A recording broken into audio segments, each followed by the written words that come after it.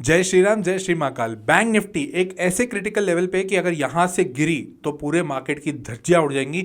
और अगर bank Nifty यहां से भागी, इंपॉर्टेंट सपोर्ट पर है, तो अगर यहां से भाग गई ना तो पूरा मार्केट रिवाइवल हो जाएगा, निफ्टी नए लाइफ हाई पे आ जाएगा। ऐसी बहुत सारी धारणाएं मार्केट में अभी चल रही है और इसी चीज को पूरी तरह से डिटेल एनालिसिस करने के लिए आपके सामने वीडियो रखा है। आपके लिए एक बहुत इंपॉर्टेंट बात यह है कि ये कोई बाइंग सेलिंग रिकमेंडेशन नहीं है, ये प्योरली डेटा एनालिसिस के ऊपर हम बात कर रहे हैं और आपको समझ में आए कि किस तरह से एनालिसिस किया जाता है। एज यूजुअल जब भी मैं कोई भी अपने वीडियोस बनाता हूं तो उसको कुछ चैप्टर्स में डिवाइड करता हूं। इसको भी मैंने 3 चैप्टर्स में डिवाइड किया है। सबसे पहले मार्केट के हालात, और secondly importance of Bank Nifty. Bank Nifty एक बहुत इंपॉर्टेंट क्रिटिकल पॉइंट है पूरे मार्केट के लिए, और वो उस मार्केट में किस तरह से बैंक निफ्टी का क्या रोल रहता है उसको भी समझेंगे। And third, important levels. ये कोई बाइंग सेलिंग रिकमेंडेशन नहीं है, बट आपको लेवल्स समझ में आने चाहिए जो चार्ट्स पे दिख रहे हैं। इनफैक्ट ये लेवल्स काफी पुराने भी हैं, ताकि आपको समझ आए कि एग्जैक्टली कौन से लेवल पर सपोर्ट होगा, कौन से लेवल पर रेजिस्टेंस होगा। और अगर आपको मेरे वीडियोस अच्छे लगते तो लाइक कर दो यार, वीडियो सब्सक्राइब कर दो चैनल, और कमेंट करके बताइएगा कौन सी कंपनीज पे आपको डिटेल एनालिसिस वीडियो चाहिए, मैं जरूर बनाऊंगा। ये भी उधर से ही एक पिक किया हुआ वीडियो है। So let us begin with first chapter, that is market के हालात। सबसे पहली पॉइंट जो आती है ना, वो समझ में आनी चाहिए आपको कि एफआईआईज भरपूर सेल कर रही है, रुकी नहीं रहे। रोज के रोज कुछ ना कुछ 1000 करोड़ ये बेचे जा रहे हैं। बट थैंकफुली पिछले कुछ दिनों से ये जो सेलिंग है, वो वॉल्यूम जो था वो थोड़ा थोड़ा कम होते हुए दिख रहा है। तो क्या हम ये माने कि यहां से एफआईआईज आ गए वापस और अब यहां से वापस मार्केट रिवाइवल स्टेट पे होगा? ये बोलना as of now it's not right. आपको और भी चीजें समझनी पड़ेंगी। एफआईआई जब तक बाइंग चालू नहीं करेंगे तब तक ये प्रॉब्लम क्रिएटेड रहेगी, ये थ्रेट रहेगा।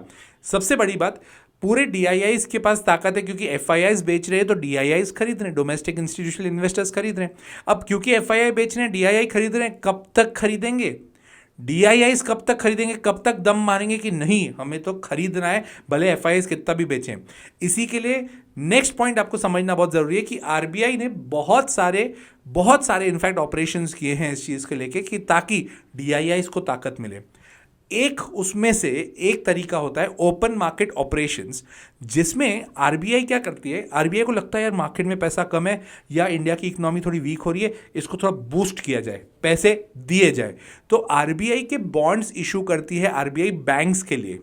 और जब आरबीआई बैंक से बॉन्ड इशू करती है तो आरबीआई उनसे पैसा ले लेती है और उन्हें बॉन्ड दे देती है, और बोला जाता है कि बाद में तुम्हें ब्याज सहित पैसा मिल जाएगा। अब यहां पर क्योंकि मार्केट में लिक्विडिटी कम है तो आरबीआई चाहती है कि बैंक में पैसा जाए, मार्केट में पैसा जाए। तो कैसे जाएगा?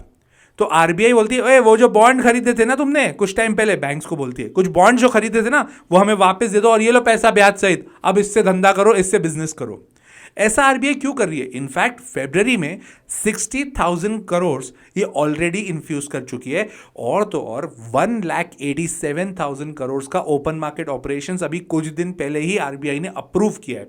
मतलब आरबीआई को एक चीज समझ में आ रही है कि अगर इंडिया की आपको ग्रोथ करनी है, इंडिया में आपको ग्रोथ चाहिए, तो आपको वहां पे लिक्विडिटी देनी पड़ेगी, पैसा देना पड़ेगा। और पैसा कैसे दोगे? इन्होंने बोला हम ओपन मार्केट ऑपरेशंस के थ्रू दे रहे हैं, अभी तो मार्केट में फ्लो चले। इससे होगा क्या?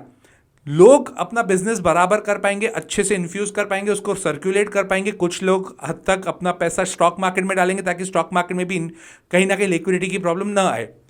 बट इससे आगे क्या होगा? ग्रोथ तो हो जाएगी अगले 2 क्वार्टर में, मुझे तो पूरी उम्मीद है कि जीडीपी ग्रो करेगी, कोई डाउट नहीं है। बट जब इस तरह से इन्फ्यूज करते हैं ना मार्केट में पैसा, तो मनी सप्लाई मार्केट में बढ़ जाता है, और अगर मनी सप्लाई मार्केट में बढ़ गया तो इन्फ्लेशन भी बढ़ेगा, क्योंकि एट द एंड अब लोगों के पास पैसा होगा। जब लोगों के पास पैसा होता है तो लोग इसको भरपूर खर्चा करते हैं, हर चीज की डिमांड बढ़ जाती है, डिमांड बढ़ेगी तो प्राइस बढ़ जाएगी, इन्फ्लेशन होगा। ये इन डेप्थ समझना बहुत जरूरी है। ये पूरी सर्कल, ये पूरी आरबीआई की जो मैंने आपको बताई, एफआईआईज की सेलिंग, डीआईआईज को ताकत देना, फिर ओपन मार्केट ऑपरेशंस के थ्रू ये सब करना, ऐसा क्यों कर रही है गवर्नमेंट? आरबीआई उधर मार्केट में पैसा इन्फ्यूज क्यों कर रही है? कुछ हद तक हम ही कारण है उसके। कैसे? अरे भाई साहब, बैंकों के पास में जब तक पैसा नहीं होगा तो बैंक लोन कैसे बांटेगी? कब तक आरबीआई से पैसा मांगेगी? ये बेसिकली पैसा वो होता है जो हम लोग करंट अकाउंट और सेविंग अकाउंट में पैसा डालते हैं, जिसको हम कासा बोलते हैं। आज की तारीख में अगर आपके अकाउंट में 2 लाख रुपए भी पड़े होंगे ना, आप करंट अकाउंट सेविंग अकाउंट में नहीं डालोगे, आप म्यूचुअल फंड में डाल दोगे। हर कोई पैसा म्यूचुअल फंड में डाल रहा है, हर जो भी देख रहे हैं बंदा कहां डाल रहा है पैसा, म्यूचुअल फंड में डाल रहा है। तो बैंक के पास पैसा ही नहीं आ रहा है, पैसा ही नहीं आएगा तो लोन कहां से बांटेगी। हमें जो सेविंग बैंक में पैसा डालते थे हम लोग, उसमें 2% करीब करीब मिलता है, करंट अकाउंट में तो वो भी नहीं मिलता है, और वो फ्री का पैसा होता है बैंक के पास में, जो बैंक आपको लोन के तौर पे देती है 8 9 10% पे, वही तो कमाई है बैंक की। अब वो पैसा उनको मिल नहीं रहा है, वो पैसा नहीं मिल रहा तो लिक्विडिटी की प्रॉब्लम आ रही है। बैंक अगर ग्रो नहीं करेगी तो इंडियन इकोनॉमी पर एक बहुत बड़ा प्रॉब्लम आएगा, इसीलिए पूरा सेटअप चल रहा है। तो फिर इतनी बातचीत क्यों चल रही है यार बैंक निफ्टी लोग क्यों कर रहे हैं? क्योंकि बैंक निफ्टी अपने 4-5 महीने के जो सपोर्ट लेवल था ना, वहां पे आ गया है। वो सपोर्ट है 47,900, मतलब मोटा माटी 48,000 और 47,500, ये बहुत क्रिटिकल सपोर्ट्स हैं। ये काफी पुराने सपोर्ट्स हैं जो वहां पे टेस्टिंग चल रही है अभी तक। अगर ये सपोर्ट तोड़ा तो yes there will be some problem, but अगर यहां से रिवाइवल के चांस हो गए, अगर यहां से रिवाइव कर गया तो कोई बड़ी बात नहीं, निफ्टी लाइफ हाई पे आपको दिखेगा। तो इसीलिए हमें समझना बहुत जरूरी है importance of Bank Nifty, that is our chapter number 2। But आगे बढ़ने से पहले जो कोर्स, जो लॉजिकल इन्वेस्टर अपना कोर्स है, उसके बारे में डिटेल सुन लो। अगर आप ऑप्शंस में खरीदी बिक्री करना चाहते हो, साथ ही साथ फ्यूचर्स में अपना पैसा लगाना चाहते हो, और तो और कहीं ना कहीं से लोन उठा के अगर ट्रेडिंग करना चाहते हो, तो मेरा कोर्स मत लीजिएगा। मेरा कोर्स द लॉजिकल इन्वेस्टर आपको सिर्फ इन्वेस्टर बनाएगा, जो कि एक लॉन्ग टर्म इन्वेस्टर होगा। जितने भी बड़े लोग अपना पैसा बढ़ाए हैं, जितने भी बड़े लोगों ने मल्टी बैगर स्टॉक्स में पैसे कमाए हैं, वो तभी कमाए जब उन्होंने लॉन्ग टर्म विजन रखा है, एक कंपनी को चूज़ किया है और वहाँ पर अपना पोर्टफोलियो क्रिएट किया है। अगर वो चीज़ें सीखनी है आपको, तो ही वो आपका कोर्स द लॉजिकल इन्वेस्टर आपके लिए है। साथ ही साथ ये ध्यान रखिएगा, इसमें टेक्निकल एनालिसिस और फंडामेंटल एनालिसिस इन डेप्थ सिखाया जाएगा। So comment course to get the details. Importance of Bank Nifty एक इंडेक्स है जो रिप्रेजेंट करता है आपकी बैंकिंग परफॉर्मेंस, मतलब अपनी कंट्री में जितनी भी बड़ी दिग्गज बैंक्स हैं वो किस तरह से परफॉर्म कर रही हैं, और ये एक बहुत ही इंपॉर्टेंट फैक्टर होता है निफ्टी के लिए भी। आपने देखा होगा मेजॉरिटी, जितना भी मार्केट आप देख रहे हैं ना, जिस पोजीशन पे, जिस डायरेक्शन में बैंक निफ्टी होती है, majority of the time Nifty भी उसी डायरेक्शन में होता है, क्योंकि निफ्टी में भी बहुत सारी दिग्गज बैंक्स हैं। क्योंकि Nifty is also an index जहां पर 50 स्टॉक्स हैं, जो 50 स्टॉक्स है उसमें काफी बैंक्स हैं, और सबसे बड़ा वेटेज है एचडीएफसी बैंक का। तो अगर एचडीएफसी बैंक बढ़ता है तेजी से, तो बैंक निफ्टी तो बहुत तेजी से बढ़ती है, निफ्टी भी बढ़ती है। तो ये दोनों एक दूसरे से कोरिलेट करके चलते हैं। ऐसा बहुत कम होता है, जब आपने देखा होगा कि बैंक निफ्टी गिर रही है और निफ्टी बढ़ रही है, ऐसा बहुत कम होता है। तो क्योंकि इंडिया की बैंकिंग सिस्टम इंडियन मार्केट का एक बहुत बड़ा स्तंभ है, इसके चक्कर में ही बैंक निफ्टी को एनालाइज करना बहुत जरूरी है। बैंक निफ्टी में टोटल मिला के 12 स्टॉक्स हैं, और इन 12 स्टॉक्स का अपना ही एक वेटेज है, और वो वेटेज मैं आपको अभी क्लियरली बताता हूं। सबसे पहले है एचडीएफसी बैंक। तो 28.9%, मोटा माटी 30% पकड़ो, 30% बैंक निफ्टी का जो वेटेज है वो एचडीएफसी का ही है। मतलब अगर एचडीएफसी तेजी से बढ़ा, उस दिन कोई भी बैंक नीचे गिरे, बैंक निफ्टी बढ़ेगा ही बढ़ेगा, इतना बड़ा वेटेज है उसका। उसके अलावा अगला है 25% है आईसीआईसीआई बैंक का। मतलब इन दोनों को अगर मैं जोड़ दूं, 30% एचडीएफसी, इफेक्टिवली 28.9% है एचडीएफसी और 24.69% है आईसीआईसीआई। बट अभी अपन इसको कैलकुलेशन के लिए समझते हैं, 25% एंड 30%, 55% तो आपका ये दोनों बैंक ही है। मतलब ये दोनों बैंक रूल करती है इंडियन बैंकिंग सिस्टम के स्टॉक्स। उसके बाद थर्ड आता है कोटक, अराउंड 10%। तो ये तीनों को मिला लो, 55 और 10, 65% तो इन तीनों को मिला के हो गया। उसके बाद आता है एक्सिस 8.57, जो कि इंडिया की सबसे बड़ी बैंक है। एसबीआई, उसका ही 7.7 है। इंडसइंड बैंक 4.9, फिर federal bank 3.25, bank of Baroda 2.75%, और आईडीएफसी फर्स्ट बैंक का 2.71 है।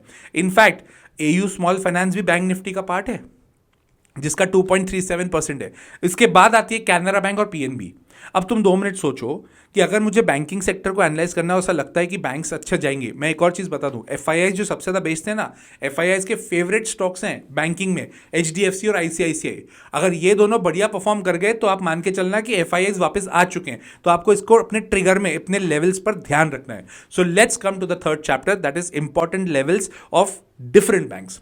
अब ये जो लेवल्स मैं आपको बताने वाला हूं, ये भी कोई बाइंग सेलिंग रिकमेंडेशन नहीं है, बट ये 3 महीने पहले के जो सपोर्ट्स है ना, 3 महीने क्या, इनफैक्ट 4-5 महीने पहले के सपोर्ट्स, मैं उसके ऊपर बात कर रहा हूं। बैंक निफ्टी का 4-5 महीने पहले का सपोर्ट आता है 48,000 पे। अभी अगर 47,900 या 47,500 को क्रॉस करके नीचे चली गई, तब हम मान सकते हैं यस, करेक्शन बड़ा है और करेक्शन तब होता है जब मार्केट 20% से ज़्यादा गिर जाए, मतलब 26,200 का 20% अगर आप करने जाओगे तो मोटा माटी 5,300 पॉइंट होता है। जब तक 21,000 को क्रॉस करके नीचे नहीं जाए 21,600 रुपए तक तो करेक्शन माना जाता है, क्योंकि 20% का करेक्शन होता है। इंडिया में धारणा अलग है। हम लोग क्या बोलते हैं, अरे यार 4% मार्केट गिर गया, मेरा पोर्टफोलियो 15% गिर गया, तो बस अब तो ये करेक्शन छोड़ो, क्रैश हो गया। ऐसा नहीं होता है, आपको समझना पड़ेगा मार्केट को गहराई में। तो let's talk about bank Nifty. Bank Nifty का क्रिटिकल सपोर्ट मैंने आपको बता दिया 47,900। क्रिटिकली अगर मैं 300-400 पॉइंट का मानूं तो, और क्योंकि थोड़ा सेफ्टी होना जरूरी है, 47,500। HDFC bank 1625-1600 very good support. यहां से पलट जाए और पलट के इसको नहीं तोड़े तो बैंक निफ्टी छोड़ो, मेरे को लगता है निफ्टी भी फिर लाइफ हाई टच कर सकती है। कोटक बैंक रेजिस्टेंस है 1945 पे, अगर वो क्रॉस कर गया तो बहुत बढ़िया, और अगर मैं सपोर्ट की बात करूं तो 1845। रही बात आईसीआईसीआई बैंक, जो कि सेकंड हाईएस्ट उसका वेटेज था 1190, वो नहीं टूटना चाहिए। अगर वो टूट गया तो यस, जो 6 महीने का सपोर्ट है वो टूट जाएगा, तो दिक्कत आ सकती है। Axis bank 200 DMA 200 days DMA पे है, डेली मूविंग एवरेज पे है, दैट इज 950। इनफैक्ट 995 को वो क्रॉस कर चुका है। 995 एक बहुत क्रिटिकल सपोर्ट है, अगर वो तोड़ गया तो ये 950 का एक सपोर्ट आएगा, अगर वो तोड़ दिया तो यस दिक्कत आएगी। इसके अलावा इंडसइंड बैंक, जिसके जो बहुत वॉलेटाइल है यार, बहुत ज़्यादा वॉलेटाइल है, 930 उसका सपोर्ट है, अब तो उसको 900 ही पकड़ो, क्योंकि उसका 2-3% का मूवमेंट, अगर वो जिस दिन इंडसइंड चलता है ना, मैं इंडसइंड को नॉर्मली बोलता हूँ अनसन बैंक। कुछ भी बैंक है, कितनी वोलेटिलिटी होती है, अगर इसमें न्यूज़ आ गई ना तो ये 8-10% तो ऐसे ही मूव कर जाता है। तो प्लीज़ आपके वापस मैं बोल रहा हूँ, इसको बाइंग सेलिंग मत देखिएगा, इसको अपने एजुकेशन पर्पस के लिए देखिएगा। और साथ ही साथ अगर आपको मेरे वीडियोस अच्छे लगते हैं, कंटेंट अच्छा लगता है, तो लाइक कर दो यार वीडियो, सब्सक्राइब कर दो चैनल, और शेयर करो अपने दोस्तों के साथ। साथ ही साथ कमेंट करके मुझे ज़रूर बताओ आपको और कौन सी कंपनी पे डिटेल एनालिसिस वीडियो चाहिए, मैं ज़रूर बनाऊंगा। और मैं क्या कर रहा हूँ, मैं क्या इन्वेस्टेड हूँ क्या बैंक निफ्टी और इन सब में, मतलब निफ्टीज़ में। यूजुअली मेरे को फाइनेंशियल स्टॉक्स थोड़े से कम पसंद है, बट इस साल मेरा विजन है, क्योंकि जितनी एफआईआईज ने सेलिंग करी है, जब भी एफआईआईज आएंगे तो मेरे वो दो अनमोल रतन एचडीएफसी बैंक और आईसीआईसीआई बैंक के ऊपर नज़र ज़रूर रखेंगे, इनफैक्ट एक्सिस और कोटक के ऊपर भी। तो ये 5 स्टॉक्स बेसिकली मेरे को बैंक निफ्टी के थोड़े पसंद आते हैं, that is HDFC, Axis, ICICI, Kotak and then SBI. ध्यान से अपने इन्वेस्टमेंट्स करिए। टिल देन, जय श्री राम, जय श्री महाकाल।